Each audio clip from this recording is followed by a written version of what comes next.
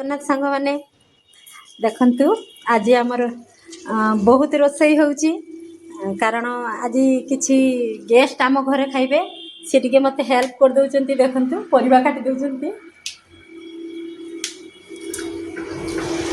ଆଉ ସବୁ ରୋଷେଇ ସାରେ ଦେଲେ ଦେଖେଇବି।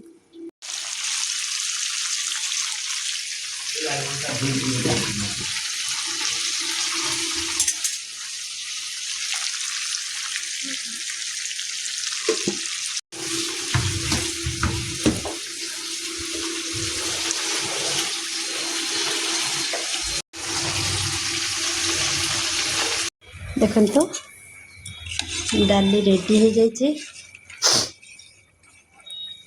ଫୁଲକୋବି ଆଳୁ ଝୋଳ ଫୁଟୁଛି।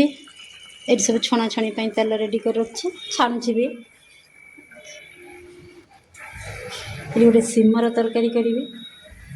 ସବୁ ପରିବା ପତ୍ର କାଟା ହେଇକି ଅଛି, ଆହୁରି କିଛି ବାକି ଅଛି ରୋଷେଇ। ସରୁ ଦେଲେ ଦେଖେଇବି। ଆଳୁ ଚିପ୍ସ, ଏଇଟା ହେଉଛି ସିମ ପୋସ୍ତ ଦେଇକି। କଲରା ଭଜା, ପୋଟଳ ଭଜା, କଞ୍ଚା କଦଳୀ ଭଜା, ଏଇଟା ଫୁଲକୋବି ଆଳୁ ଝୋଳ।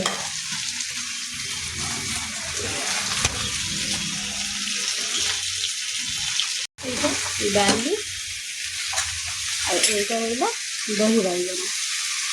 ବାକି ଶାଗ ରୋଷେଇ ଚାଲିଛି, ଦେଲେ ଶେଷ ହେଇଯିବ। ଆହୁରି ଦେଖନ୍ତୁ ଶାଗ ବି ରେଡ଼ି ହେଇଗଲା। ଆଉ ଆଗରୁ ତ ସବୁ ଦେଖେଇଛି ଆପଣମାନଙ୍କୁ କ'ଣ କ'ଣ ରୋଷେଇ କରିଛି। ତ ଆଉ କ'ଣ ରୋଷେଇ କରିଥିଲେ ଭଲ ହେଇଥାନ୍ତା ଟିକେ କମେଣ୍ଟ କରିବେ ପ୍ଲିଜ୍।